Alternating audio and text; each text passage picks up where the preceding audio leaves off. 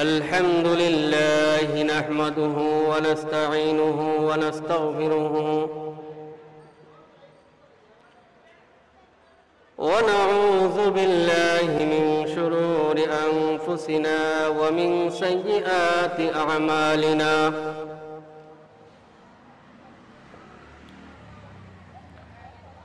من يهده الله فلا مضل له ومن يضلله فلا هادي له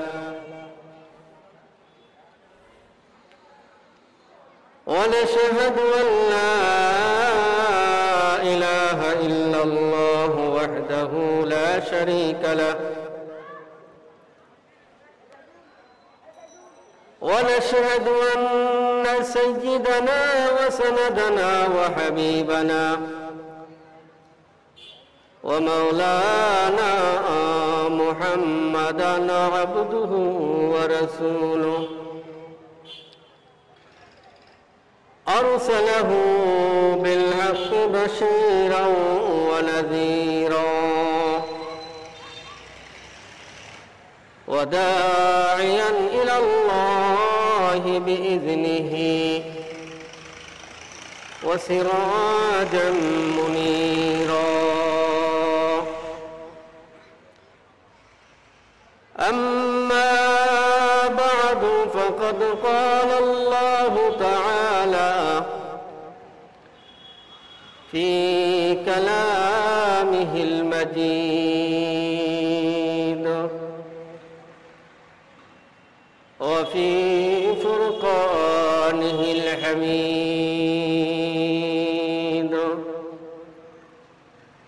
أعوذ بالله من الشيطان الرجيم بسم الله الرحمن الرحيم الحمد لله رب العالمين الرحمن الرحيم مالك يوم الدين إياك نعبد وإياك نستعين بارك الله لنا ولكم في القرآن العظيم ونفعنا وإياكم بالآيات والذكر الحكيم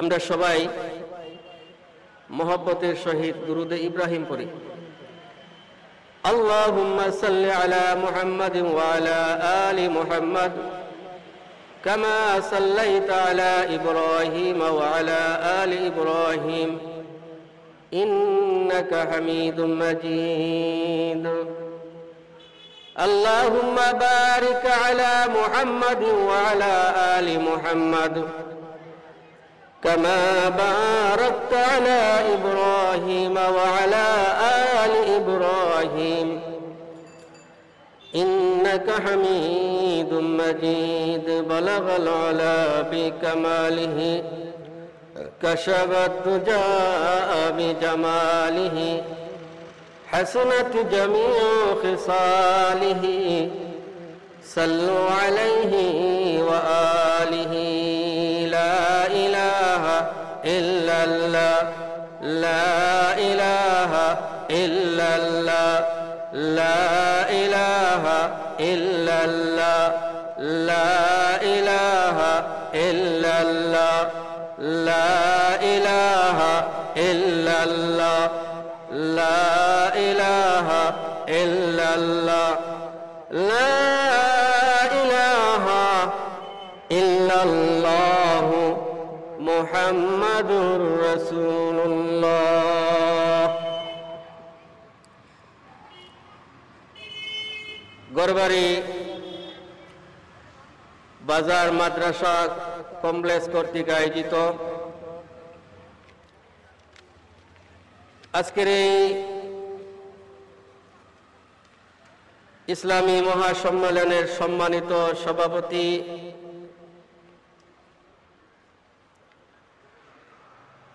উপস্থিত সর্বস্তরের দিনদরদী ভাইয়েরা, পর্দার আড়ালে অবস্থানরত অত্যন্ত শ্রদ্ধেয় মা ও বোনেরা,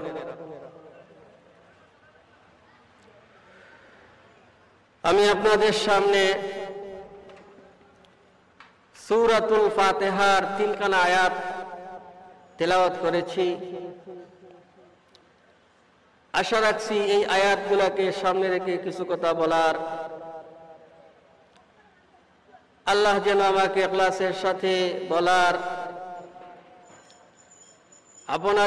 আপনাদেরকে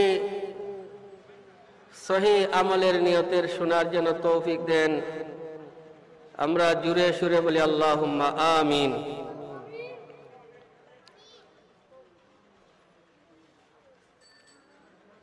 ভাই দুস্থ বুজুর্গ,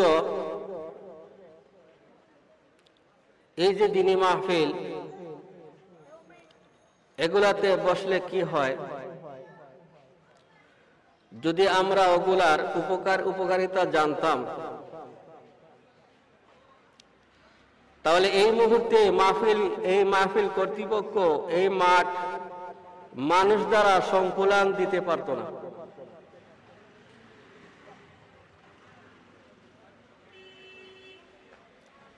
আল্লাহ রাব্বুল আলামিন বান্দা থেকে একটু বাহানা তালাশ করেন, বান্দাকে মাফ করার জন্য আল্লাহ পাক একটু বাহানা তালাশ করেন। বাজিয়া বাজিয়া বাজিয়া হর আছে হেস্তি বাজিয়া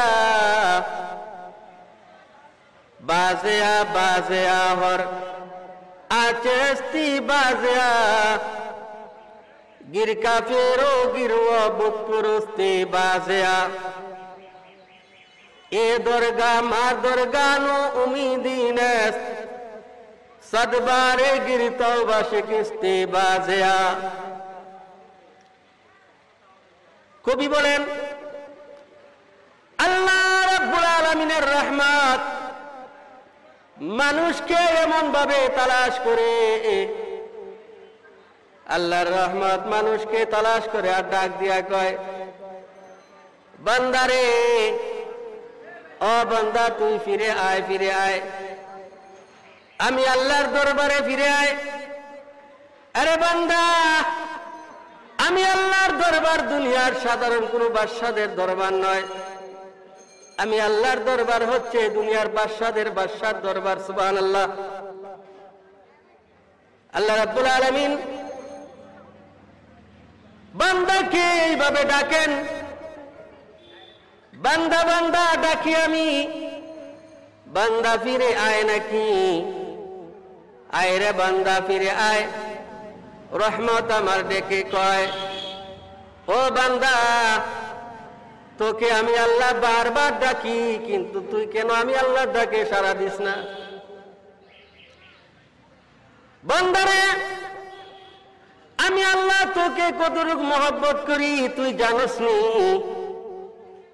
ও বান্দা, আমি আল্লাহ তোকে কতটুকু মহব্বত করি রে বান্দা, তুই জানোস না? আল্লাহর রাসূল সাল্লাল্লাহু আলাইহি ওয়াসাল্লাম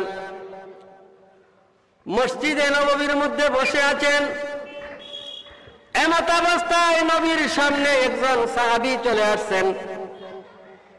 সাহাবীর মাথার উপরে দেখা যায় একটি পাখি উড়াউড়ি করে। আল্লাহর নবী সাহাবীকে জিজ্ঞেস করে, সাহাবীরে তোর মাথার উপরে পাখি কেন উড়াউড়ি করে? সাহাবী কয়, ইয়া রাসূলুল্লাহ, ইয়া হাবিবাল্লাহ, ওগো আল্লাহর নবী, আমি এই পাখির বাচ্চা ধরে আনছি, যার কারণে মা পাখিটি আমার মাথার উপরে উড়াউড়ি করে। নবীজি কান, সাহাবীরে মা পাখিটিকে তার জান দিয়া কোনো ভয় করে না, বলে ইয়া রাসূলুল্লাহ, ইয়া হাবিবাল্লাহ, অবশ্যই মা পাখি তার জান দিয়া ভয় করে। আল্লাহ নবী আবার জিকান, তারপরে কেন রে সাহাবী মা পাখিটা তোমার মাথার উপরে উড়াউড়ি করে? তখন সাহাবী জবাব দে, ইয়া রাসূলুল্লাহ, ইয়া হাবিবাল্লাহ, ইয়া রাসূলুল্লাহ, ইয়া হাবিবাল্লাহ, ওই মা পাখির যে বাচ্চার মোহাব্বত, বাচ্চার মোহাব্বত মায়ের চাইতে বাচ্চার মোহাব্বত তার জানের চাইতে বেশি হয়ে গেছে। সুবহানাল্লাহ। আল্লাহর নবী সাহাবীকে কয়, সাহাবীরে, এই মা পাখির বাচ্চার মোহাব্বত যেভাবে জানের উপরে বেশি মাগলুব হয়ে গেছে, গালেব হয়ে গেছে, সাহাবীরে জানিয়ে রাখ, ওই মা পাখি যেভাবে তোকে ভয় করে না, মাথার উপরে উড়াউড়ি করে, এই মা পাখির চাইতে আমার আল্লাহ গুনাহগার বান্দাকে দিয়া লক্ষ গুণ বেশি মহব্বত করে তাকে। সুবহানাল্লাহ বলেন।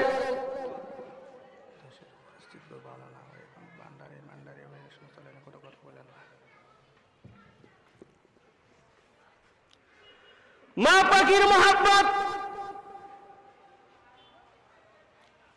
রাসূল বলেন, ওই যে মা পাখি তার জানকে দিয়া কত মোহাব্বত করে, তার চাইতে হাজার গুণ বেশি আল্লাহ পাক তার গুনাহগার বান্দাকে দিয়া মোহাব্বত করে থাকেন। সুবহানাল্লাহ।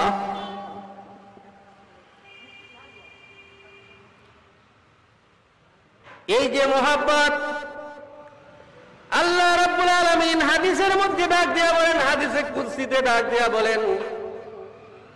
হাদিসে কুদসি ওই হাদিসকে বলে যে হাদিস সরাসরি আল্লাহর কথা, কিন্তু কোরআনের কালাম, কোরআনের কথা নয়। নবীজি তার ভাষায় বলছেন, আল্লাহর কথাটাকে বলছেন, এই কথাকে বলে হাদিসে কুদসি। হাদিসে কুদসিতে আল্লাহর হাবিব বলেন, আল্লাহ পাক বলেন, ইয়া ইবনে আদম ইন্নী লাকা মুহিব্বুন ফাবিহাব্বি আলাইকা কুল্লি মুহিব্বা।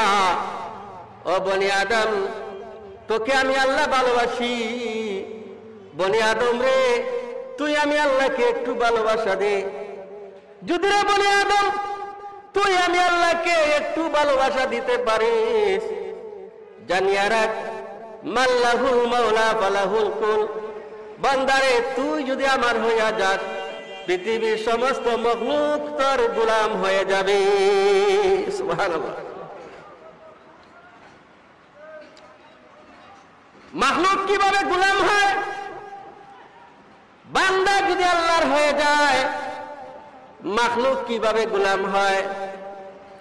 আমরা সবাই জানি, খলিফাতুল মুসলিমিন হযরত উমরের কথা সবাই জানি। হযরত উমর রাদিয়াল্লাহু তাআলা আনহু নীল নদীতে সিটি দেয়, নীল নদীতে সিটি দেয়।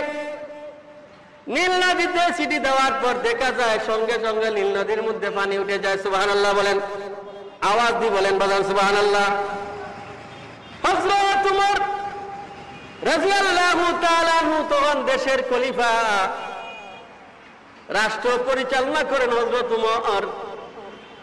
এমত অবস্থায় মিশরের মধ্যে যিনি প্রতিনিধি ছিলেন, আল্লাহর নবীর সাহাবী হযরতে সাদ ইবনে আবি ওয়াক্কাস রাদিয়াল্লাহু তাআলা আনহু, এই সাদ ইবনে আবি ওয়াক্কাস রাদিয়াল্লাহু তাআলা আনহু ওখানে দেখলেন মিশরের মানুষরা নীল নদীর পানি দ্বারা প্রতি বছর ওরা ক্ষেত করে, কৃষিক্ষেতের আঞ্জাম দেয়। এখন প্রতি বছর নীল নদীতে পানি উঠে না। নীল নদীতে দেখা যায় আগেকার যুগে একটা কুসংস্কারের প্রথা চালু ছিল। ওই সময় নীল নদীতে একজন মানুষকে জীবন্ত একজন মানুষকে ছাড়িয়ে দিলে, জীবন্ত একজন মানুষকে নীল নদীর মধ্যে জবাই করিয়া ছাড়িয়ে দিলে, তখনকার জমানায় মানুষের আকীদা ছিল নীল নদীতে পানি আসতো।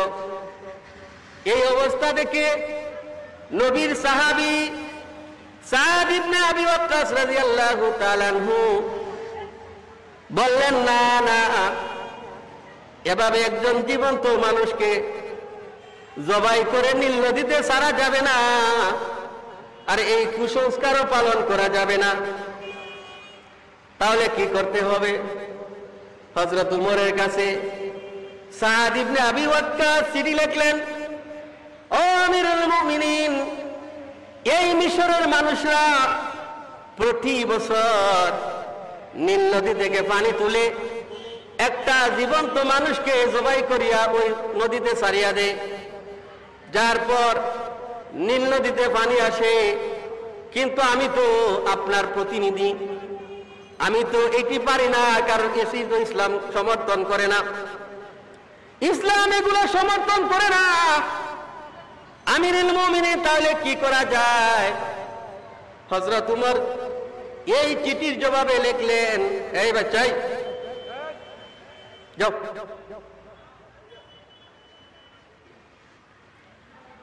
আমিরুল মুমিনিন হযরত উমর চিঠির জবাবে লিখলেন, রে নীল নদী, তুই যদি আল্লাহর হুকুমে চলে থাকিস, তুই যদি আল্লাহর হুকুমে চলস, তাহলে আমি উমরের চিঠিটা পাওয়ার সাথে সাথে তোর মধ্যে যেন পানি চলে আসে। সুবহানাল্লাহ বলেন। আর যদি তুই নিজ শক্তিতে, তোর শক্তিতে তুই চলে থাকিস, তোর মতো নীল নদীর পানির মিশরের মানুষের কোনো প্রয়োজন নাই। এই চিঠিখানা লিখে হযরত সাদ ইবনে আবি ওয়াক্কাস রাদিয়াল্লাহু তাআলা আনহুর দূতের হাতে হযরত উমর চিঠিটা লিখে দিলেন, আর বললেন, চিঠিটা তুমি কাউকে দেখাইও না, নীল নদীর মধ্যে ছাড়িয়া দিবা, নীল নদীর মধ্যে ছাড়িয়া দিবা। সাদ ইবনে আবি ওয়াক্কাস রাদিয়াল্লাহু তাআলা আনহুর কাছে যখন এই দূত ফিরে গেল, ফিরে যাওয়ার পর সাদ ইবনে আবি ওয়াক্কাস জিজ্ঞেস করে, তুমি কি খবর নিয়ে আসছো? বলে, আমিরুল মুমিনিন আমাকে একটা চিরকুট দিয়েছেন, একটা চিঠি দিয়েছেন। আমিরুল মুমিনিন বলে দিয়েছেন, আপনি সারা দেশে ঘোষণা করে সমস্ত জনগণকে নদীর পারে একত্রিত করার জন্য, আর ওই মানুষগুলাকে একত্রিত করে আমিরুল মুমিনিন হযরত উমরের চিঠিখানা নীল নদীর মধ্যে ছাড়িয়া দেওয়ার জন্য। সুবহানাল্লাহ। সাদ ইবনে আবি ওয়াক্কাস রাদিয়াল্লাহু তাআলা আনহু মিশরের মধ্যে ঘোষণা করে দিলেন, মিশরের মধ্যে ঘোষণা করে দিলেন, ওই দিন ওই টাইমে নীল নদীতে একখানা চিরকুট ছাড়া হবে। উমর রাদিয়াল্লাহু তাআলা আনহুর চিরকুট, নীল নদীতে এই বছর কোনো মানুষকে জবাই করিয়া দেওয়া হবে না। এই খবরটা যখন মিশরের অলিতে গলিতে পৌঁছে গেল, মিশরের শহর থেকে গ্রামগঞ্জে চলে গেল, অন্য বছর মানুষ জবাইয়ের সময় যে মানুষগুলা হইতো তার চাইতে দেখা যায় হাজারো হাজার গুণ বেশি এই বছর নীল নদীর পাড়ের মধ্যে মানুষ হয়ে গেছে। সবাই আসছে তামাশা দেখবে যে উমরের চিঠি ভাইয়া কিভাবে নদীতে পানি উঠে। সুবহানাল্লাহ বলেন, আওয়াজ দিয়া বলেন বাজান সুবহানাল্লাহ। হযরত উমরের চিঠি ভাইয়া কিভাবে নীল নদীতে পানি উঠে, এইটা দেখার জন্য মানুষরা জমায়েত হয়ে গেল। যেই দিন তারিখ মতো হযরত সাদ ইবনে আবি ওয়াক্কাস রাদিয়াল্লাহু তাআলা আনহু এই চিঠিখানা নীল নদীতে ছাড়িয়া দিলেন। ছাড়িয়া দিতে দেরি হয়, কিন্তু দেখা যায় আল্লাহর হুকুমে নীল নদীতে এত পানি এসে গেল, আল্লাহ পাক অন্য বছরের তুলনায় এই বছর নীল নদীতে 10 গুণ বেশি পানি বাড়াইয়া দিছেন। কয় গুণ? 10 গুণ বেশি।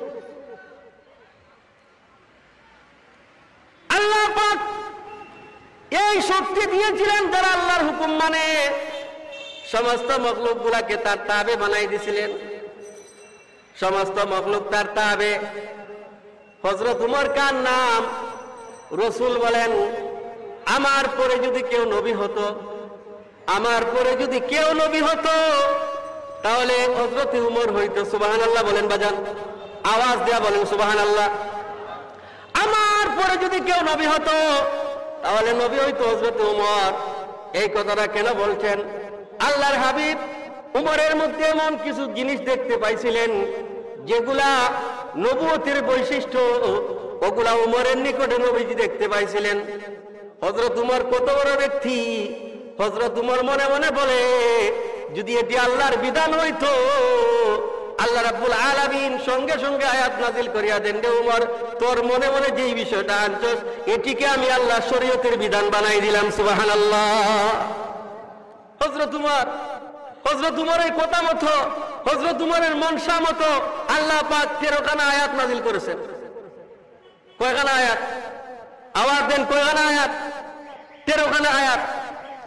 হযরত উমর মনে মনে বলছিল, যদি পর্দা বিধান জারি হয়ে যাইতো, আল্লাহ পাক বলেন আমি পর্দাকে ফরজ করিয়া দিলাম। সুবহানাল্লাহ। আওয়াজ দিয়ে বলেন বাজান সুবহানাল্লাহ। উনি মনে মনে বলছে, যদি পর্দাটা জারি হইতো, আল্লাহ পর্দাকে কি করছেন? ফরজ করছেন। ফরজ না সুন্নাত? পর্দা ফরজ না সুন্নাত? আওয়াজ দেন, ফরজ না সুন্নাত? যেভাবে নামাজ ফরজ, রোজা ফরজ, হজ ফরজ, যাকাত ফরজ, এইভাবে পর্দা ফরজ।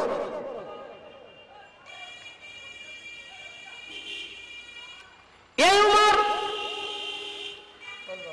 হুজুর সাল্লাল্লাহু আলাইহি ওয়াসাল্লাম যখন মক্কাতে দাওয়াত দেয়, কালিমার দাওয়াত দেয়, আল্লাহর নবী কালিমার দাওয়াত দিচ্ছেন, মুসলমানরা চতুর্দিকে মার খাইতেছেন, মার খাচ্ছেন। হযরত উমর কিন্তু মুসলমান হয়নি। নবীজি দোয়া করছেন, আল্লাহ, ও আল্লাহ, উমর অথবা আবু জেহেলের মধ্যে একজনকে মুসলমান বানাই দিয়া ইসলামের শক্তিকে আপনি বাড়াই দাও। সুবহানাল্লাহ বলেন। ইসলামের শক্তিকে বাড়াই দাও। আল্লাহ উমরকে অথবা আবু জেহেলকে মুসলমান বানাই দাও। মক্কার মধ্যে আবু জেহেল সহ সমস্ত কাফিররা বসছে, নবীজিকে হত্যা করবে, নবীজিকে হত্যা করবে। সমস্ত কাফিররা বসে মিটিং এর মধ্যে বসছে নবীজিকে হত্যা করার জন্য। 100 উট, 100 স্বর্ণ মুদ্রা, 100 উকিয়া পুরস্কার দেওয়া হবে। যে ব্যক্তি মুহাম্মদের মাথা নিয়ে আসতে পারবে তাকে 100 উট পুরস্কার দেওয়া হবে। চট্টিকানি কথা নয়, তখনকার আরবের মধ্যে একটা উটের অনেক দাম ছিল। 100 উট মানে 100 কার। আমাদের দেশের মধ্যে 100 কারের দাম। পরামর্শ সবার মধ্যে, সবাই পরামর্শ করলো যে মুহাম্মদের মাথা নিয়ে আসতে পারবা তাকে 100 উট, 100 স্বর্ণ মুদ্রা পুরস্কার দেওয়া হবে। এই কথা শোনার পর হযরত উমর দাঁড়াই গেল। সুবহানাল্লাহ বলেন। উমর দাঁড়াই গেছে কাকে মারার জন্য? কাকে মারার জন্য? নবীকে। কাকে? নবীকে। নবীকে মারার জন্য উমর দাঁড়াই গেছে। আল্লাহর নবীর সাহাবী উমর, তখন নবীর সাহাবী নয়। উমর দাঁড়াইছে আল্লাহর নবীকে হত্যা করার উদ্দেশ্যে, হাতের মধ্যে নাঙ্গা তলোয়ার। উমর যখন দাঁড়াইছে, মক্কার কাফিররা কয়, তোমার দ্বারাই সম্ভব। সুবহানাল্লাহ বলেন। তোমার দ্বারাই সম্ভব, মুহাম্মদের মাথা আনার জন্য তুমি আনতে পারবে। হযরত উমর যখন রওনা দিছে, যাওয়ার পর প্রতিমধ্যে কয়েকটা ঘটনা ঘটে গেল। এই ঘটনাগুলা বিশ্ববিখ্যাত বুজুর্গ আল্লামা মখদুম হাশিম সিন্ধি রহমাতুল্লাহি আলাইহি সিরাতের কিতাব বজলুল কুওয়াত নামক কিতাবে উল্লেখ করেছেন। আল্লামা মখদুম হাশিম সিন্ধি রহমাতুল্লাহি আলাইহি একজন বিখ্যাত অনেক বড় আলেম ছিলেন। যিনি ছিলেন শাহ ওলিউল্লাহ মুহাদ্দিস দেহলভী রহমাতুল্লাহ আলাইহির সমসাময়িক আলেম। উনি ওনার কিতাব বজলুল কুওয়াতে লেখেন, হযরত উমর যখন নবীজিকে হত্যা করার উদ্দেশ্যে রওনা দিছে, প্রতিমধ্যে যখন গেল, যাওয়ার পরে দেখা যায় আফতা নামক জায়গার মধ্যে যখন গেল, ওখানে গিয়া দেখা যায় একটা গরুর বাচ্চাকে কাফিররা জবাই করার জন্য টানাটানি করছে। কিসের বাচ্চা? গরুর বাচ্চাকে জবাই করার জন্য টানাটানি করতেছে। হযরত উমর তখন ওই গরুর বাচ্চার মুখ দিয়ে একটা কথা বাইর হইল, হে জুরাইহের বংশ, হে জুরাইহের বংশ, তোমরা আমাকে হত্যা করো না। জুরাইহের বংশ রে, মক্কাতে একজন নবী এসেছেন, যেই নবীর নাম হইল মুহাম্মাদুর রাসূলুল্লাহ। সুবহানাল্লাহ বলেন। একটা বাছুর, উমর দেখে একটা বাছুর বলে, কাফিররা সবাই জবাই করতেছে, বাছুরকে জবাই করবে। বাছুর ডাক দেয়া কয়, হে জুরাইহের বংশ, তোমরা আমাকে হত্যা করো না। আরবের মধ্যে একজন নবী আইছেন, যার নাম মুহাম্মদ, তোমরা তার দ্বীনকে গ্রহণ করো। সুবহানাল্লাহ বলেন। হযরত উমর যখন এই কথাগুলা শুনছে অভিভূত হয়ে গেলেন। আর একটু সামনে গেলেন, যাওয়ার পরে মক্কার মুশরিকরা একটা দেবতার পূজা করে, একটা দেবতার পূজা করে। ওই দেবতা মক্কার মানুষরা যখন পূজা করে, পূজা দিবে, এমত অবস্থায় ওই দেবতার মুখ থেকে 5টি কবিতা বাহির হইল আরবিতে।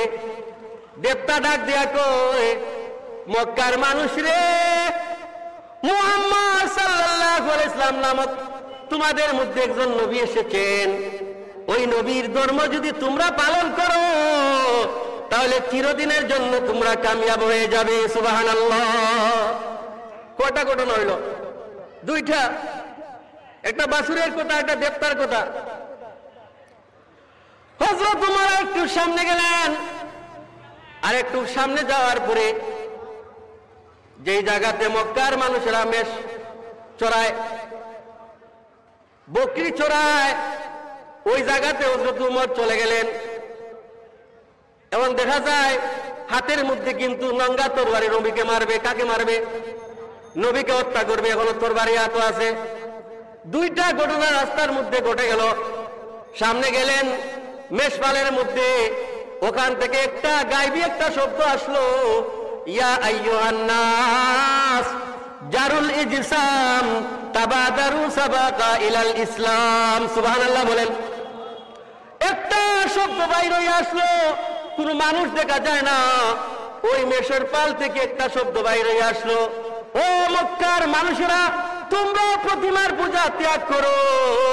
আর আরবের মধ্যে একজন নবী আসছেন মুহাম্মদ, তার ধর্মকে তোমরা গ্রহণ করো। সুবহানাল্লাহ। হযরত উমর কয়, এই তিনটা আশ্চর্য ঘটনা ঘটে গেল। হযরত উমর অভিভূত হয়ে গেলেন। আরেকটু সামনে গেলেন, বোনের বাড়িতে গেছেন। বোনের বাড়ি গেছেন, এই পথের মধ্যে একজন সাহাবীর সাথে সাক্ষাৎ হয়ে গেল। সাহাবী কয়, উমর কই যাচ্ছ? বলে, আমি তো যাচ্ছি মুহাম্মদের মাথা আনার জন্য। বলে, বেটা মাথা আনবা, মুহাম্মদের বংশ কি বসে যাবে? তুমি মুহাম্মদকে হত্যা করতে পারবা নি? এই কথা যখন বলছে, উমরের রাগ উঠে গেল। উমর বলে, মনে হয় তুইও বেদিন হয়ে গেছো, অর্থাৎ মুসলমান হয়ে গেছো। ওই সাহাবীর সাথে যখন যুদ্ধে লাগিয়ে গেল হযরত উমর, এক পর্যায়ে ওই সাহাবী ডাক দেয়া কয়, উমর তুমি কি তোমার ঘরের খবর রাখছো? বলে, ঘরের খবর কি? বলে, তোমার বোন আর ভগ্নিপতি মুসলমান হইয়া গেছে। সুবহানাল্লাহ। হযরত উমর কয়, কি কইলে? আমার বোন আর ভগ্নিপতি মুসলমান হইছে? বলে, হ্যাঁ। হযরত উমর চলে গেলেন বাড়িতে। বোনের বাড়িতে যখন চলে গেছেন, যাওয়ার পর দেখা যায় বোন এবং ভগ্নিপতি কোরআন তিলাওয়াত করছেন। সুবহানাল্লাহ বলেন। দরজা লাগাইয়া বোন এবং ভগ্নিপতি কোরআন তেলাওয়াত করছেন। হযরত উমর ঘরের মধ্যে টুকা দিলেন। টুকা দেওয়ার পর যে শিক্ষক ছিলেন সাহাবী, উনি মাসার নিচের মধ্যে লুকাই গেলেন, মাসাঙ্গের নিচে লুকাই গেলেন। আর বোন দরজা খুলে দিলেন। দরজা খুলে দেওয়ার পর উমর জিজ্ঞাসা, তোমরা কি পড়ছিলা? বলে, আমরা তেমন আলাপ করছিলাম। বলে, না, তোমরা আলাপ করোনি, তোমরা কি পড়ছো বলো?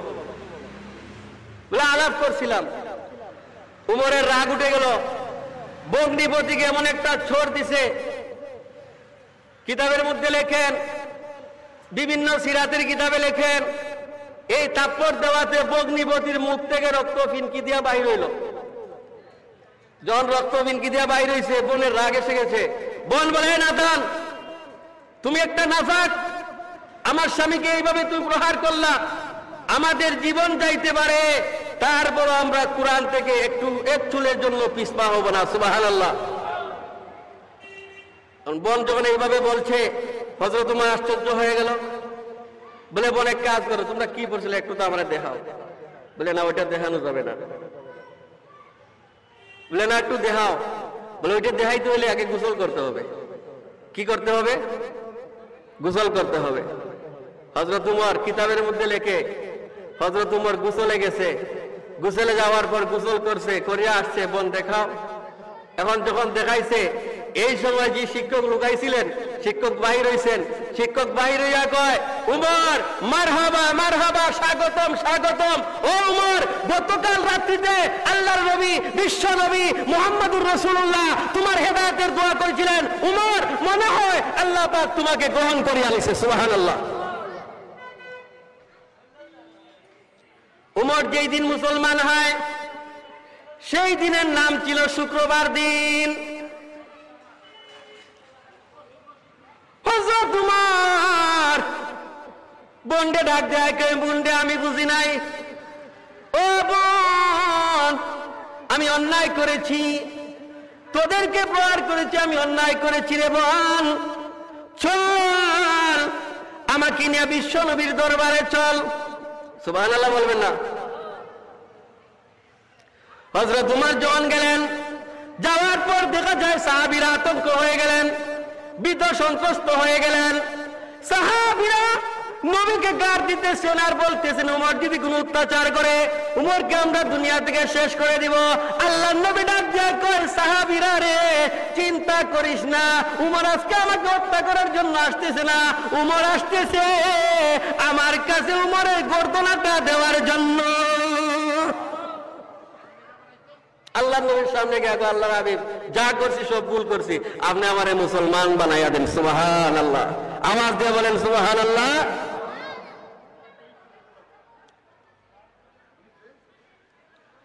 নবীকে বিশ্বের সমস্ত মখলুকাত আল্লাহর নবীকে চিনেছে। আল্লাহর নবীর কথা কুরআন ছাড়াও ধর্মে, বিভিন্ন ধর্মের মধ্যে নবীর কথা আসছে।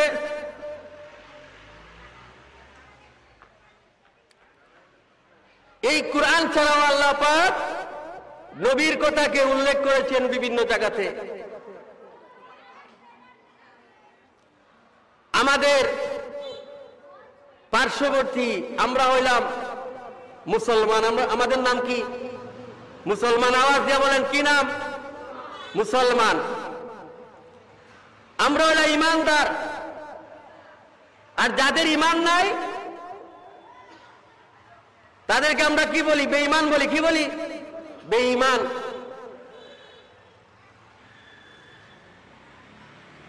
তাদেরকে আমরা বেদিন বলি। নবীর উম্মত দুই জাত। নবীর উম্মত কয় জাত? আওয়াজ দেন, কয় জাত? দুই জাত। নবীর উম্মত দুই প্রকার। এক প্রকার উম্মতের নাম হচ্ছে উম্মতে ইজাবত, আরেক প্রকার উম্মতের নাম হচ্ছে উম্মতে দাওয়াত। উম্মতে ইজাবত বলা হয় যারা হুজুর সাল্লাল্লাহু আলাইহি ওয়াসাল্লামের উপরে বিশ্বাস স্থাপন করছে, ঈমান আনছে, যেমন আমরা মুসলমান। উম্মতে দাওয়াত বলা হয় ইহুদি, খ্রিস্টান, বৌদ্ধ, তারপরে দুনিয়ার মধ্যে দুনিয়ার মুশরিকিন, দুনিয়ার অন্য ধর্মাবলম্বী মানুষগুলা হচ্ছে উম্মতে দাওয়াত। এরাও নবীর উম্মত। এরাও নবীর কি? আওয়াজ দেন, এরাও নবীর কি? উম্মত। নবীর উম্মত দুই প্রকার। এক প্রকার হচ্ছে উম্মতে ইজাবত, আর এক প্রকার হচ্ছে উম্মতে দাওয়াত। যারা নবীর কথাকে মানছে তারা হইল উম্মতে ইজাবত, যারা নবীর কথাকে মানেনি তারা হইল উম্মতে দাওয়াত।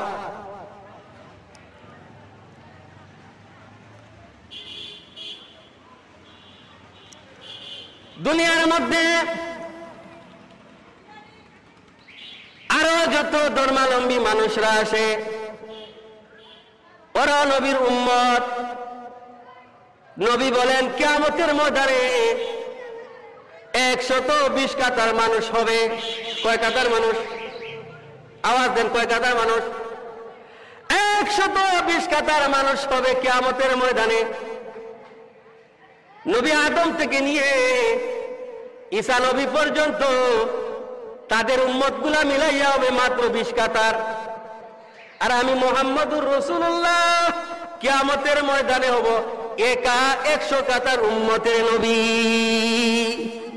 সুবহানাল্লাহ বলবেন না? কয় কাতার উম্মতের নবী? 100 কাতার উম্মতের নবী। কিয়ামতের ময়দান হবে 120 কাতার।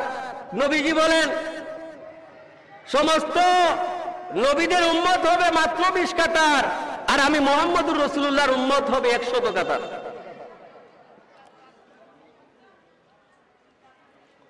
আমি বলছিলাম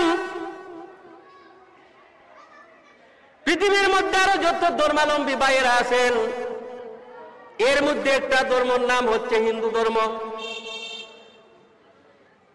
হিন্দু ধর্মের সত্যান্বেষী মানুষ যারা সত্যকে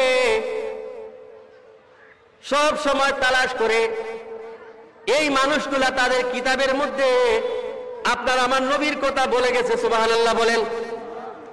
আপনার আমার নবীর কথা ওরা বলে গেছে।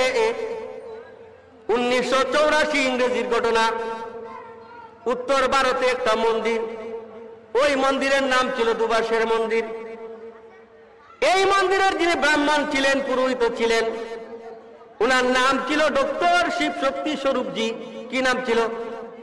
ডক্টর শিবশক্তি স্বরূপজি। এই ধর্মের এই মন্দিরের পুরোহিত ছিলেন ডক্টর শিবশক্তি স্বরূপজি।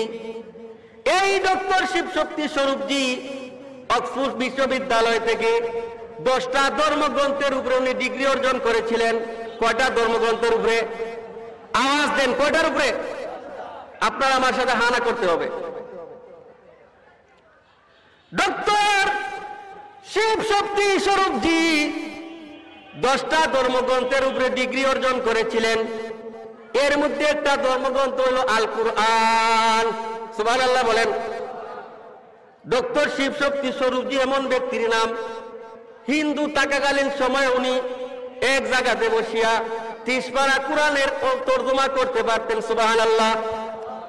এই ডক্টর শিবশক্তি স্বরূপজি উত্তর ভারতের বড় একটা মন্দির, যেই মন্দিরের নাম ছিল দুবাসের মন্দির। ওই মন্দিরের ব্রাহ্মণ, 500 একর জমির উপরে মন্দির। কত বড় মন্দির! প্রতিদিন মন্দিরের মধ্যে যে হাদিয়াগুলা আসতো, ওই হাদিয়াগুলা মানে মন হাজার মন হইয়া যাইত। ওই ডক্টর শিবশক্তি স্বরূপজি যখন মন্দিরের মধ্যে গেলেন প্রথম দিন, মন্দিরের মধ্যে যাওয়ার পরে ডক্টর শিবশক্তি স্বরূপজি একটা শ্লোক পড়লেন। কি শ্লোক পড়লেন? শ্লোকটা হচ্ছে এইভাবে, যা দিবি সর্বভূতি অন্নবশ্য সেই নব নব অল্লং জ্যেষ্ঠং শ্রেষ্ঠং পূর্ণম ব্রাহ্মণ অল্লা রাসূল মুহাম্মদ বতম বরস্য আতাল্লাহ বুকমেকম আল্লাহ বুকম নিকাতকম এত ইসমন্তরে শ্লেচার্যর্জন সমন্বিত মোহাম্মদ ইতিকে তো শিষ্য শাখা সমন্বিত আসুন সঙ্গাং ঋণী অরহাং ইল্লাল্লাহি ইল্লাল্লাহ। আওয়াজ দিয়া বলেন সুবহানাল্লাহ। আরো জুড়ে বলেন সুবহানাল্লাহ। ডক্টর শিবশক্তি স্বরূপজি ডাক দিয়া কইরে, আমার ধর্মীয় গ্রন্থের মধ্যে মোহাম্মদের নাম কেন আইলো? আমার ধর্মীয় গ্রন্থের মধ্যে মোহাম্মদের আল্লাহর নাম কেন আসলো? এগুলা তো আমার ধর্মগ্রন্থের মধ্যে আসার কথা নয়। ডক্টর শিবশক্তি স্বরূপজি চিন্তায় পড়ে গেল। চিন্তা করতে করতে সিদ্ধান্ত নিল, পৃথিবীর মধ্যে যদি কোনো সঠিক ধর্ম হইয়া থাকে, কোন সত্য ধর্ম হইয়া থাকে, সেই ধর্মটার নাম হচ্ছে ইসলাম ধর্ম। সুবহানাল্লাহ বলেন। ডক্টর শিবশক্তি স্বরূপজি বাড়ির মধ্যে চলে গেল, বাড়িতে চলে গেল। স্ত্রী শ্রদ্ধা দেবীরে ডাক দেয়া কয়, শ্রদ্ধা দেবী রে, সত্য বলবো না মিথ্যা বলবো? স্ত্রী শ্রদ্ধা দেবী ডাক দেয়া কয়, স্বামী গো, আপনি যদি সত্যের পথে চলেন, ভারতের 65 কোটি হিন্দু আপনার কথা মতো চলবে। মিথ্যার আশ্রয় নিলে 65 কোটি হিন্দু মিথ্যার আশ্রয় গ্রহণ করবে। ও স্বামী, আমি আপনার স্ত্রী হিসাবে বলছি, আপনি সত্যকে অবলম্বন করেন।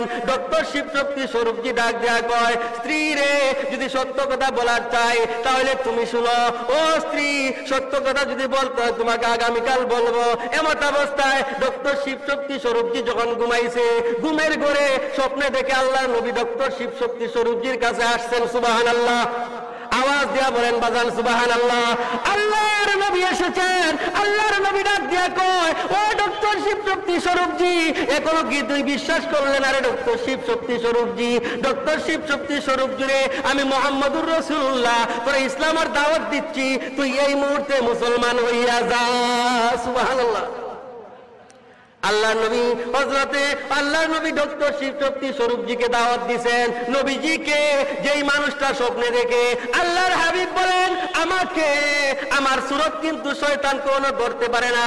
আমাকে স্বপ্নের মধ্যে যেই মানুষটা স্বপ্নে দেখে, ওই মানুষটার জন্য আল্লাহ পাক জাহান্নামের আগুনকে চিরদিনের জন্য হারাম করে দিবেন। ডক্টর শিব শক্তি স্বরূপজিকে আল্লাহর হাবিব, তাহলে আমি কি করব? বলে তুমি মুসলমান হয়ে যাও। ওই দিন স্ত্রী শ্রদ্ধা দেবী, ডক্টর শিব শক্তি স্বরূপজির স্ত্রী শ্রদ্ধা দেবী, সেও আল্লাহর নবীরে স্বপ্নে দেখছে। সুবহানাল্লাহ বলেন। আল্লাহর নবী ডাক দিয়া কয়, শ্রদ্ধা দেবী গো, আমি রহমাতুল লিল আলামিন তোমাকে দাওয়াত দিচ্ছি, তুমি মুসলমান হইয়া যাও। সুবহানাল্লাহ।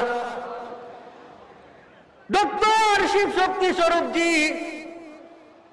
উনার নাম ছিল ডক্টর শিব শক্তি স্বরূপজি, স্ত্রীর নাম ছিল শ্রদ্ধা দেবী, একটা মেয়ে ছিল যার নাম ছিল অস্পরা। এই পরিবারের মধ্যে মাত্র সদস্য হইল তিনজন। পরের দিন 10ই মে 1984 ইংরেজি 10ই মে ডক্টর শিব শক্তি স্বরূপজি মুসলমান হইয়া গেলেন। সুবহানাল্লাহ। তখন ডক্টর শিব শক্তি স্বরূপজির নাম রাখলেন ইসলামুল হক। কি নাম রাখছেন? আওয়াজ দেন, কি নাম রাখছেন? ইসলামুল হক। স্ত্রীর নাম রাখলেন খাদিজা, একমাত্র মেয়ে, তার নাম রাখলেন আয়েশা। গোটা পরিবার মুসলমান হয়ে গেল। এই ডক্টর শিব শক্তি স্বরূপজি যখন মুসলমান হয়ে গেছেন, উনার দেখা দেখিতে ভারতের মধ্যে হাজারো হাজার হিন্দু ভাই মুসলমান হয়ে গেল। সুবহানাল্লাহ। তাহলে নবীর কথা অন্য ধর্মগ্রন্থে আসছেনি? বলেন, আওয়াজ দিয়ে বলেন, আসছেনি? আসছে।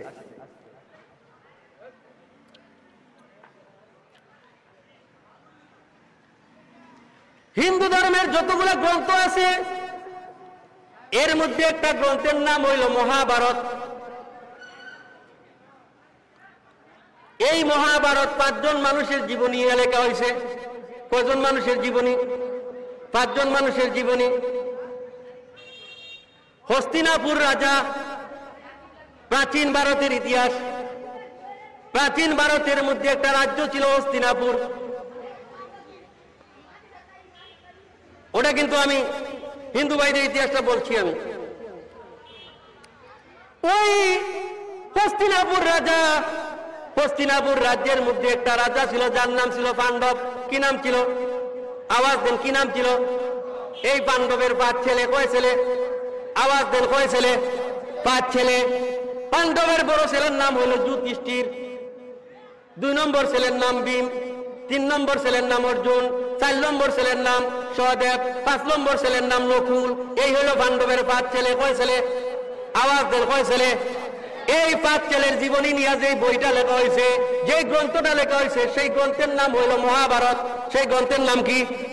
আওয়াজ দেন, সেই গ্রন্থের নাম কি? মহাভারত। এই মহাভারতের মধ্যে যুধিষ্ঠির যখন 5 ভাই বণিজ্য, 5 ভাই যখন বনবাস গেছিল, এই 5 ভাইয়ের মধ্যে সবচেয়ে উত্তম মানুষটা ছিল যুধিষ্ঠির। হিন্দু ধর্মের মধ্যে সবচেয়ে বড় ধার্মিক ছিল যুধিষ্ঠির। এই যুধিষ্ঠির যখন বনের মধ্যে গেছিল, তখন ধর্মদেবতারা বন পর্বের মধ্যে শ্লোকটা এইভাবে আসছে। বন দেবতারা যুধিষ্ঠিরে জিজ্ঞাইল, ও যুধিষ্ঠির, তুমি তো হিন্দু ধর্মের মধ্যে প্রধান পুরোহিত, তুমি তো হিন্দু ধর্মের মধ্যে প্রধান ধার্মিক। যুধিষ্ঠির রে, তোমাকে আমরা জিজ্ঞাইতেছি, আমরা বন দেবতারা জিজ্ঞাইতেছি, তুমি বলো পৃথিবীর মধ্যে আসল ধর্ম কোন ধর্ম? সুবহানাল্লাহ বলেন। তখন যুধিষ্ঠির কইছিল, কি বলবো? আওয়াজ দেন, বলবো নি? যুধিষ্ঠির কইছিল, বেদা বিভিন্ন শ্রুতুয়ে বিভিন্ন নাশ মুনি যা সংমতং বিভিন্ন ধর্ম সংতক্তং নিহিতং গুহায়ং মহাজেন যেন গত সোপন। তা সুবহানাল্লাহ বলেন। হিন্দু ধর্মের বড় একজন পুরোহিত যুধিষ্ঠির, উনি বলে গেল, ও দুনিয়ার মানুষ, আমি সারা পৃথিবীর মানুষকে বলে যাচ্ছি, বেদা বিভিন্ন সুতুয়ে বিভিন্ন নাশ মুনি যা সংমতং বিভিন্ন ধর্ম সংতত্ত্বং নিহিতং গুহায়ং মহাজনজন গত সপন্তা। দুনিয়ার মানুষ রে, আমি দুনিয়ার সমস্ত মানুষদেরকে বলে যাচ্ছি, আমি হিন্দু ধর্মের মধ্যে প্রধান পুরোহিত, আমি হিন্দু ধর্মের মধ্যে প্রধান ধার্মিক জ্যোতিষ্ঠির বলে যাচ্ছি, পৃথিবীর মধ্যে যদি আসল কোন ধর্ম থাকে, পৃথিবীর যত ধর্ম আছে সব ধর্মের আসল ধর্ম গুহার ধর্মে লুকাইল রয়েছে। সুবহানাল্লাহ। কোথায় লুকাইল রয়েছে? গুহার ধর্ম। গুহার ধর্ম কি? বেদা বিভিন্ন সুতুয়ে বিভিন্ন নাশ মুনি যা সংমতং বিভিন্ন ধর্ম সংতত্ত্বং নিহিতং গুহায়ং। পৃথিবীর মধ্যে যত ধর্ম আছে সব ধর্মের আসল ধর্ম গুহার মধ্যে লুকাই রয়েছে। গুহার ধর্ম হইল আসল ধর্ম। এই গুহার ধর্ম হইল আল্লাহ নবী রাহমাতুল লিল আলামিন জাবালে নূর পাহাড়ের মধ্যে চলে গেলেন, ওখানে গুহার মধ্যে নবীজি 40 বছর পর্যন্ত অপেক্ষা করছিলেন। এই গুহার মধ্যে সর্বপ্রথম যে কোরআনের আয়াত নাযিল হইল সেই সূরাটা হইল ইকরা বিসমি রাব্বিকা আল্লাযী খালাক। নবী গো, আপনি আপনার রবের নামে পড়েন সুবহানাল্লাহ বলেন।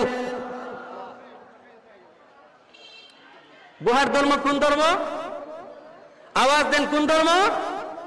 ইসলাম ধর্ম।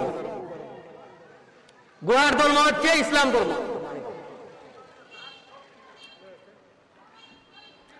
গুহার ধর্ম হচ্ছে ইসলাম ধর্ম। নবীজির উপরে গুহা, হেরা গুহা আছে না? বলেন আছে না? এই হেরা গুহার মধ্যে কোরআন নাযিল হয়েছিল। এটা হইল গুহার ধর্ম ইসলাম। তারপরে আরেকটা শ্লোক এইভাবে আসছে, কল্কি পুরাণের একটা শ্লোক। কল্কি পুরাণের 2-19 নম্বর শ্লোকের অংশ। ওই শ্লোকটা হইলে এইভাবে, শাম্বলে বিষ্ণু শামে গৃহে প্রাদুর্ভাবাম্যহম সুমাতাং বিষ্ণু জৈসম্য গর্ভবাদম বৈসম্ভবম। সুবহানাল্লাহ বলেন, আওয়াজ দিয়ে বলেন সুবহানাল্লাহ। শাম্বলে বিষ্ণু শামে গৃহে প্রাদুর্ভাবাম্যহম সুমাতাং বিষ্ণু জৈসম্য গর্ভবাদম বৈসম্ভবম। শাম্বুল শহরে বিষ্ণুর শামের ঘরে একজন নবী আসবে, যার মান নাম হবে সুমাতা। মান নাম কি?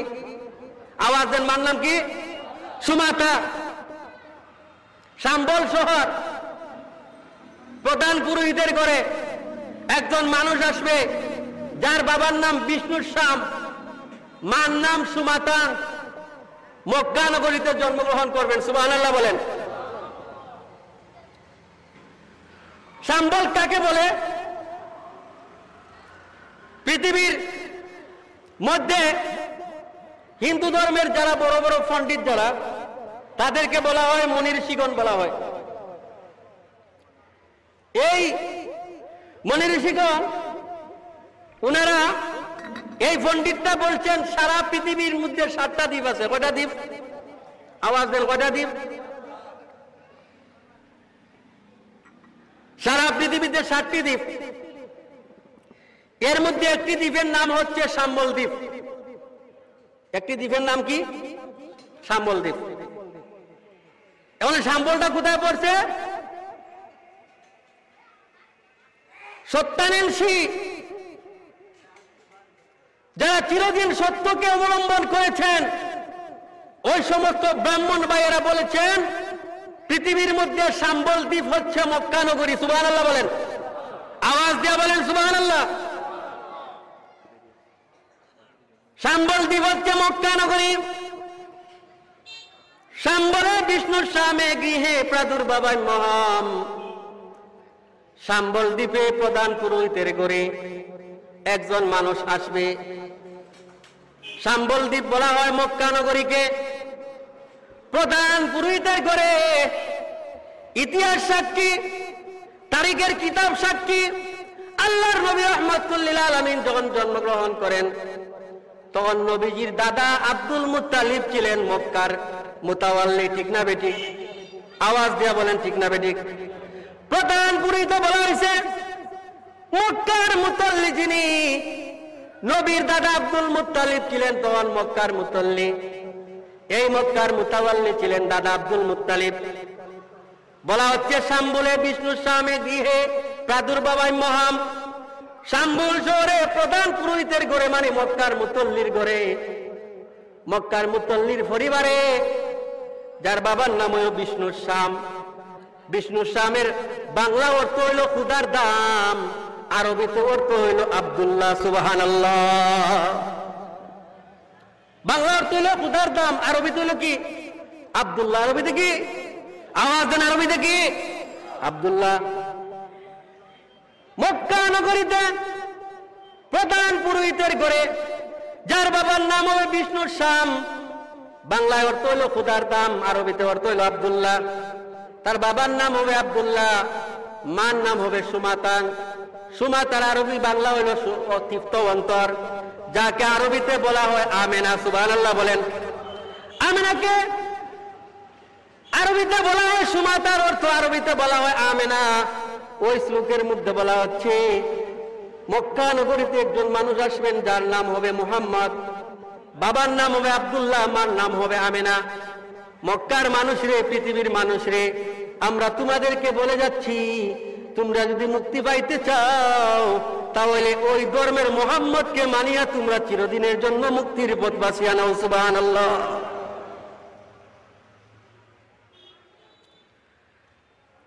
হিন্দু ধর্মের আরেকটা কিতাব, আরেকটা বই, যেটার নাম হচ্ছে বেদ। এই বেদটা 4টি ভাগে বিভক্ত। কয় ভাগে বিভক্ত? আওয়াজ দেন, কয় ভাগে বিভক্ত? 4 ভাগে বিভক্ত। ঋগ্বেদ, সামবেদ, চতুর্থবেদ। চতুর্থবেদ কয়টা হইল? 4টা। কয়টা হয়েছে? 4টা। এই বেদের সারাংশের নাম হচ্ছে অল্পনিষদ। এই অল্পনিষদের আরেকটা শাখা হচ্ছে কুন্তাব সুক্তি। এই কুন্তাব সুক্তের একটা শ্লোক হইল ইদং জনা উপশ্রুত নরাশংস স্তবিষ্যতে ষষ্ঠী সহস্রা নবতিঞ্চ কৌরম অরুষ্মে সুদত্ত হে। সুবহানাল্লাহ বলেন। আওয়াজ দেয়া বলেন সুবহানাল্লাহ। ইদং জনা উপশ্রুত নরাশংস। সুবহানাল্লাহ বলেন। ও মক্কার মানুষ, ও পৃথিবীর মানুষ, আমরা বলছি ইদং জনা উপশ্রুত, পৃথিবীর মানুষ রে তোমরা মনোযোগ সহকারে শ্রবণ করো। ও পৃথিবীর মানুষ তোমরা শ্রবণ করো, মনোযোগ দিয়া শুনো। ইদং জনা উপশ্রুত নরাশংস, তোমাদের মধ্যে একজন মানুষ আসবে, যার নাম হবে নরাশংস। সুবহানাল্লাহ বলেন। তোমাদের মধ্যে একজন মানুষ আসবে, যার নাম হবে নরাশংস। এই নরাশংসের বাংলা অর্থ হইল প্রশংসিত জন। প্রশংসিত জনের আরবি হচ্ছে মুহাম্মদ। সুবহানাল্লাহ। প্রশংসিত জনের আরবি হচ্ছে মুহাম্মদ। ইদং জনা উপশ্রুত নরাশংস স্তবিষ্যতে ষষ্ঠী সহস্রা নবচিতং জ কৌরম অরুষ্মে সুদত্ত হে। পৃথিবীর মানুষ রে, আমরা বলে দিচ্ছি, তোমরা মনোযোগ সহকারে শ্রবণ করো। আরবের মধ্যে একজন মানুষ আসবে, যার নাম হবে নরাশংস। ওই নরাশংস এমন একজন হবে, যাকে 360,090 জনের মধ্যে পলাতক হিসাবে আমরা পাইব। কয়জনের মধ্যে? 60,090 জনের মধ্যে পলাতক হিসাবে আমরা পাইব। তোমরা তার ধর্মটা গ্রহণ করো। যদি তার ধর্মটা গ্রহণ করতে পারো, দুনিয়ার মধ্যে তোমরা চিরদিনের জন্য কামিয়াব হয়ে যাবে। সুবহানাল্লাহ। এখন ব্যাখ্যার দরকার। ইতিহাসের কিতাব সাক্ষী, তারিখের কিতাব সাক্ষী, হাদিসের কিতাব সাক্ষী। পলাতক বলা হয়েছে আল্লাহর নবীকে। কাকে বলেন? কাকে? আল্লাহর নবীকে পলাতক বলা হয়েছে। পলাতকের রূপক অর্থ হইল আল্লাহর নবী মক্কা থেকে হিজরত করছিলেন। কোত্থেকে? কোথায় থেকে? আওয়াজ দিয়ে বলেন, কোথা থেকে? মক্কা থেকে নবীজি হিজরত করেছিলেন। এই কথাটাকে রূপক করতে বলছে পলাতক। ও পৃথিবীর মানুষ, তোমরা মনোযোগ দিয়ে শুনো। আমরা বলতেছি, তোমাদের মধ্যে এমন একজন মানুষ আসবে, যিনি পলাতকদের মধ্যে মানুষ হইবেন। ওই মানুষটার নাম হইল নরাশংস। আর উনি যখন আবার এই শহরে ফিরিয়ে আসবেন, এই শহরের লোক সংখ্যা হবে 60,090 জন। সুবহানাল্লাহ বলেন। আল্লাহ নবী মক্কা থেকে হিজরত করছেন। এই হিজরতকে রূপক করতে বলা হচ্ছে পলাতক। নরাশংসের বাংলা অর্থ হইল প্রশংসিত জন, আরবি অর্থ হইল মুহাম্মদ। সুবহানাল্লাহ বলেন। আরবি অর্থ কি? মুহাম্মদ। আরবি অর্থ হচ্ছে মুহাম্মদ। আর উনি যখন মক্কা বিজয় করবেন, উনার কোন মক্কার বাসিন্দা হবে 60,000। সুবহানাল্লাহ। আওয়াজ দিয়া বলেন কয় হাজার? হয় নাই, আরেকটা আওয়াজ দিয়া বলেন কয় হাজার? 60,000। ইতিহাস সাক্ষী, তারিখের কিতাব সাক্ষী, হাদিসের কিতাব সাক্ষী, আপনার আমার নবী, দু জাহানের বাদশাহ নবী জনাবে মুহাম্মদুর রাসূলুল্লাহ সাল্লাল্লাহু আলাইহি সাল্লাম যখন মক্কা বিজয় করেন, হাদিসের কিতাবের মধ্যে আসছে তখনকার সময় মক্কার মধ্যে 60,000 বাসিন্দা ছিল। আসতে বলেন সুবহানাল্লাহ। কয় হাজার বাসিন্দা ছিল?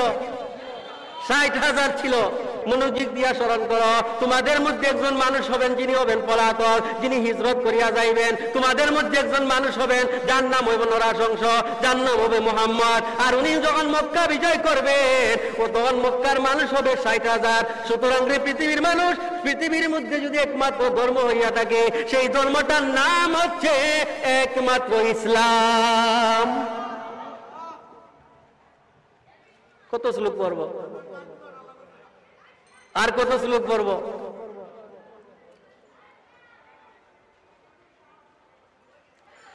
যদি শ্লোক পড়া যায় শ্লোক শেষ হবে না। প্রায় 40টা শ্লোক মুখস্থ আছে, শেষ হবে না। আলোচনায় ফিরে যাইতে হবে। আলোচনা করছিলাম সূরা ফাতিহার 3খানা আয়াত করছিলাম। সূরা ফাতিহার কয়খানা আয়াত? আওয়াজ দেন, কয়খানা আয়াত? 3খানা আয়াত করছিলাম। আল্লাহ পাক বলেন আলহামদুলিল্লাহি রাব্বিল আলামিন। সমস্ত প্রশংসা আল্লাহ রাব্বুল আলামিনের জন্য, যিনি সমস্ত জাহানের প্রভু। এই কথাটা যদিও অল্প কথা, কিন্তু কথাটা অনেক অর্থবহ, অনেক অর্থ রাখে। এই কথার অনেক অর্থ। 30 পারা কুরআনের সূরাতুল ফাতিহার ব্যাখ্যা হচ্ছে 30 পারা কুরআন। সূরাতুল ফাতিহা হচ্ছে 30 পারা কুরআন। সূরাতুল ফাতিহার ব্যাখ্যা হচ্ছে 30 পারা কুরআন। আল্লাহ পাক কুরআনের মধ্যে 3টা বিষয় আলোচনা করছেন। কয়টা বিষয়? 3টা। তাওহীদ, রিসালাত, আখিরাত। তাওহীদ, রিসালাত, আখিরাত।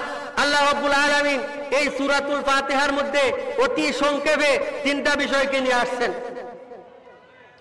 আল্লাহ পাক বলেন আলহামদুলিল্লাহি রাব্বিল আলামিন। বান্দারে, তুমি দাঁড়াইয়া হোক, ঘুমাইয়া হোক, চলন্ত হোক, উড়ন্ত হোক, ডুবন্ত হোক, যত ধরনের হোক না কেন রে বান্দা, যত ধরনের প্রশংসা আছে, ও বান্দা, সমস্ত প্রশংসার মালিক হইলাম আমি আল্লাহ। সুবহানাল্লাহ। পৃথিবীর মধ্যে মানুষ চিঠির দ্বারা প্রশংসা করে, কথার দ্বারা প্রশংসা করে, অঙ্গভঙ্গিতে প্রশংসা করে, মানুষ বিভিন্ন সুরতে প্রশংসা করে, মানুষ কি করে বিভিন্ন জিনিসের মধ্যে লেখে মানুষ প্রশংসা করে। আল্লাহ বলেন আলহামদু, পৃথিবীর মধ্যে যত ধরনের প্রশংসা আছে সমস্ত প্রশংসার মালিক হইলাম আমি আল্লাহ। সমস্ত প্রশংসার মালিক কে? আওয়াজ দেন, কে মালিক? আল্লাহ। সমস্ত প্রশংসার মালিক হইলাম আমি আল্লাহ।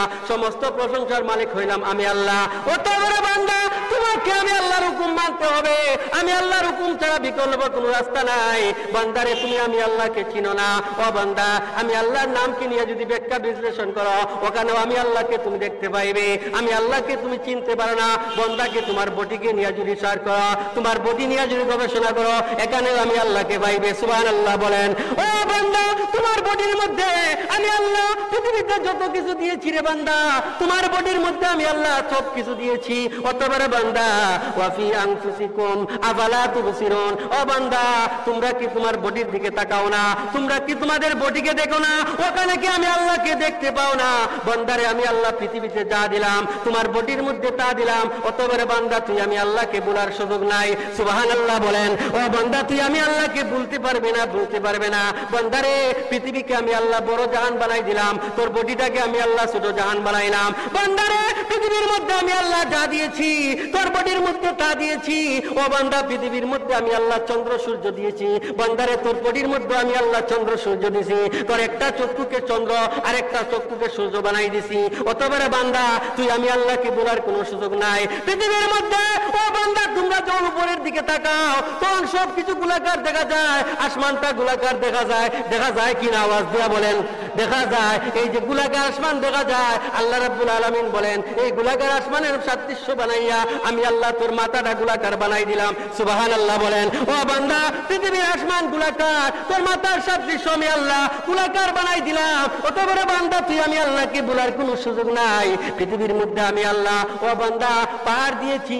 বান্দারে তোর বডির মধ্যে পাহাড় দিয়েছি। পৃথিবীর মধ্যে আমি আল্লাহ পাহাড় দিয়েছি। বান্দারে তোর বডির মধ্যে আমি আল্লাহ নাককে পাহাড় বানাই দিছি। অত বড় বান্দা তুই আমি আল্লাহকে বলতে পারবে না। পৃথিবীর মধ্যে আমি আল্লাহ মরুভূমি দিয়েছি, যে মরুভূমির মধ্যে কোনোদিন তোর লতা গাছ গাছালি হয় না। বান্দারে তোর বডির মধ্যে আমি আল্লাহ মরুভূমি বানাই দিছি। অতএব তুই আমি আল্লাহকে বলার কোনো সুযোগ নাই। সুবহানাল্লাহ। আওয়াজ দিয়ে বলেন সুবহানাল্লাহ। আরো জোরে জোরসে বলেন। এখন সময় আসছে না, এগুলার সময় আসছে না। সুবহানাল্লাহ বলতে কি অসুবিধা? আওয়াজ দিয়ে বলেন বাজান, অসুবিধা নাকি? আওয়াজ দিয়ে বলতে হবে। পৃথিবীর মধ্যে আল্লাহ মরুভূমি দিচ্ছেন। আরব দেশের মধ্যে যখন আপনি যান, যাওয়ার পরে দেখেন হাজার হাজার মাইল মরুভূমি, ওইখানের মধ্যে গাছ হয় না, তরুলতা গাছ গাছালে কিছুই নাই।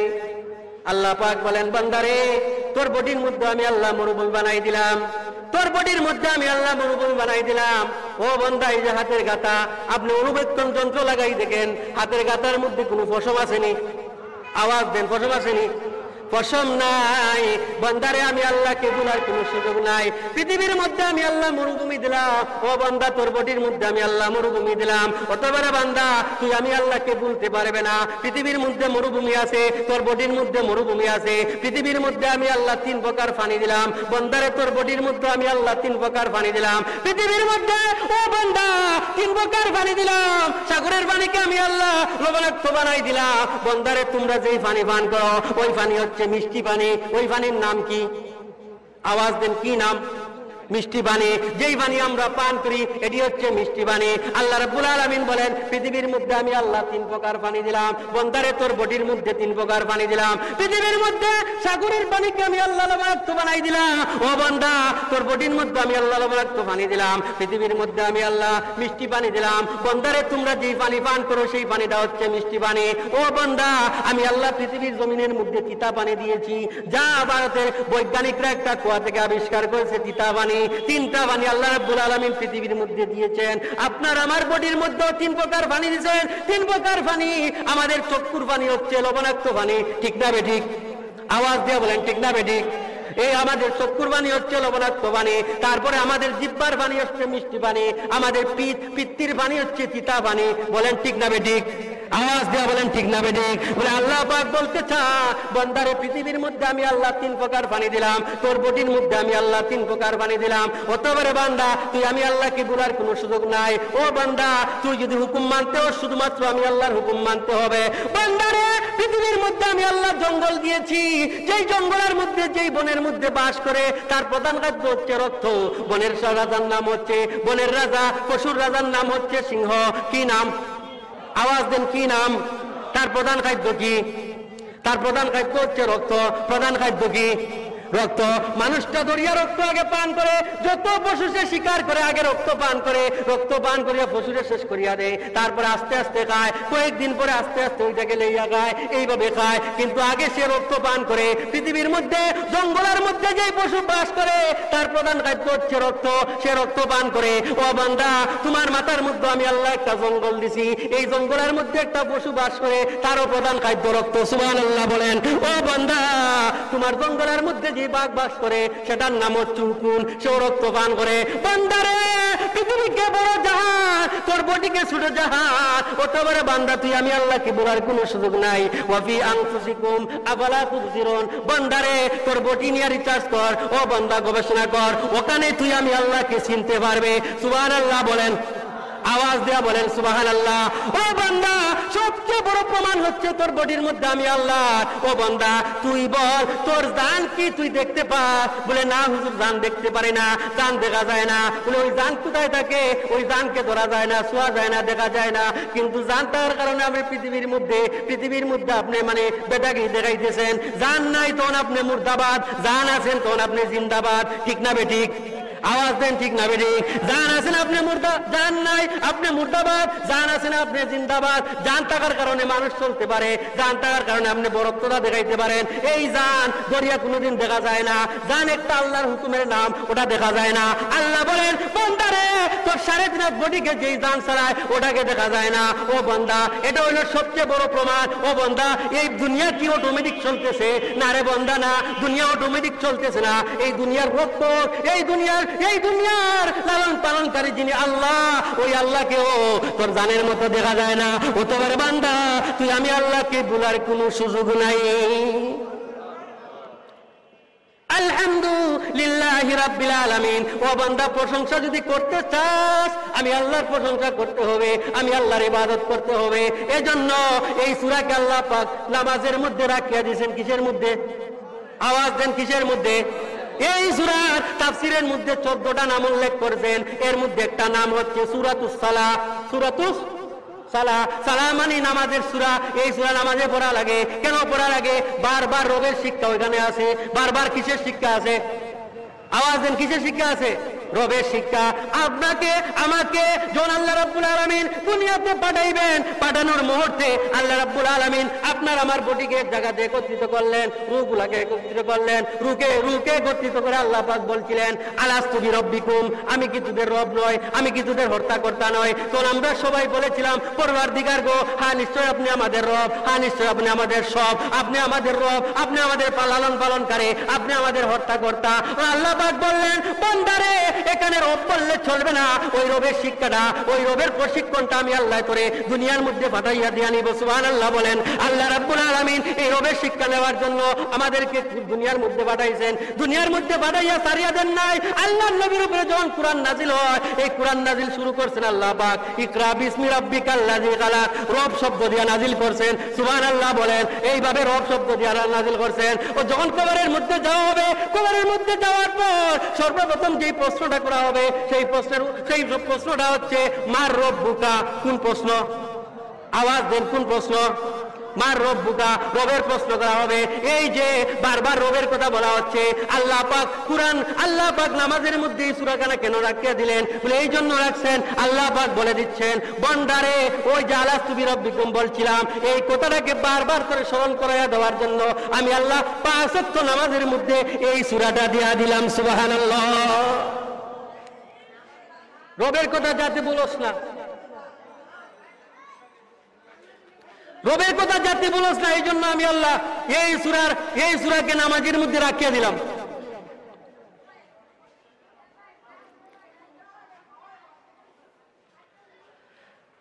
বান্দা যখন নামাজের মধ্যে দাঁড়ায়, আল্লাহ রাসূল সাল্লাল্লাহু আলাইহি ওয়াসাল্লাম বলেন বান্দা কয় আলহামদু, আল্লাহ বলেন লিমানিল হামদ। ও বান্দা কার প্রশংসা করস? সুবহানাল্লাহ বলেন। আল্লাহ কয় লিল্লাহ, বান্দা কয় লিল্লাহ। ও আল্লাহ আমি আল্লাহর প্রশংসা করি। আল্লাহ আবার প্রশ্ন করেন মানিল্লাহ। ও বান্দা আল্লাহকে একটু পরিচয় দে। বান্দা তখন কয় রব্বিল আলামিন। সুবহানাল্লাহ বলেন। আল্লাহ আবার প্রশ্ন করেন মানির রব্বিল আলামিন, রব্বিল আলামিন কে? বান্দা তখন বলে আর রহমানির রহিম। ও আল্লাহ আলহামদুলিল্লাহ রাব্বিল আলামিন আর রহমান, বলে আল্লাহ উনার নাম হচ্ছে রহমান। আল্লাহ পাক আবার প্রশ্ন করেন মানির রহমান। বান্দা তখন কয় আর রহিম। আল্লাহ কোন মানির রহিম। ও বান্দা রহিম কে একটু পরিচয় দে। তখন বান্দা কয় ইয়াকা নাবুদু ওয়া ইয়াকা নাস্তাইন। আল্লাহ কোন বান্দারে এখন তুই আমারে চিনছস, আমিও তোরে চিনছি। ও বান্দা নামাজের মধ্যে তুই যা চাইবে, তুই চাইতে দেরি হবে, আমি আল্লাহ তোকে দিতে একটা মুহূর্তের জন্য দেরি করব না। সুবহানাল্লাহ। তখন বান্দায় কয় ইহদিনাস সিরাতাল মুস্তাকিম। ও আল্লাহ আপনি আমাকে হেদায়েতের রাস্তাটা দেখাই দেন। সুবহানাল্লাহ। আল্লাহ আপনি আমাকে হেদায়েতের রাস্তাটা দেখাই দেন। অনেক ব্যাখ্যা বিশ্লেষণ শেষ হবে না বাজান, একটা আয়াতের তাফসীর শেষ হবে না। যদি একটা আয়াতের তাফসীর করতে যায় মোটামুটি 3 ঘন্টা সময় লাগবে, যেহেতু সময় আমার 1 ঘন্টা সময় শেষ হইয়া গেছে। আল্লাহ রাসূল সাল্লাল্লাহু আলাইহি ওয়াসাল্লাম বলেন, বান্দা যখন নামাজের মধ্যে দাঁড়ায়, নামাজের মধ্যে দাঁড়ানোর পর বান্দার সাথে আল্লাহ সরাসরি কোরআনে সরাসরি নামাজের মধ্যে কথা বলেন। সুবহানাল্লাহ। নবীজি যখন মেরাজের মধ্যে গেলেন, মেরাজের মধ্যে যাওয়ার পরে আল্লাহর হাবিব সাল্লাল্লাহু আলাইহি ওয়াসাল্লামকে আল্লাহর রাসূলের সাথে নবীজি কথা বলছেন। আমার নবী তো উম্মতের কথা বলে না, উম্মতের কথা বলে না। আল্লাহর রাসূল সাল্লাল্লাহু আলাইহি ওয়াসাল্লাম আল্লাহকে ডাক দিয়ে বলেন, আল্লাহ আমি আসলাম, আমার উম্মত আসলো না। ও আল্লাহ, এটা কেমনে হয়? আমার উম্মত আপনার সাথে কথা কইল না। আল্লাহ রাব্বুল আলামিন বলে দিচ্ছেন, হাবিব আমার, আপনাকে 50 ওয়াক্ত নামাজ দিলাম। 50 ওয়াক্ত নামাজ যদি আপনার উম্মত আদায় করতে পারে তাহলে আমার সাথে কথা বলবে। নবীজি বড় খুশি হয়ে আসতেছেন। প্রতিমধ্যে মুসা নবীর সাথে সাক্ষাৎ। মুসা নবী বললেন, মুহাম্মদ গো, আপনি নামাজ কমাই নেন, নামাজ কমাই নেন। এইভাবে নবীজি 9 বার নামাজ কমাইলেন। 9 বার কমানোর পর 5 ওয়াক্ত নামাজ হইয়া গেল। আল্লাহর রাসূল বলেন, আর কমাইতে পারবো না।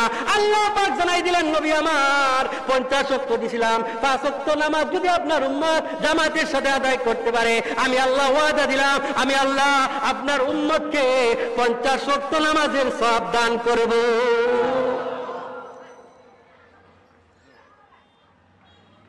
আল্লাহর রাসূল সাল্লাল্লাহু আলাইহি ওয়াসাল্লামকে আল্লাহ পাক জানাই দিলেন, নবী আমার, আপনার উম্মত নামাজ পড়বে, নামাজের মধ্যে আমি আল্লাহ কথা বলবো। সুবহানাল্লাহ বলেন।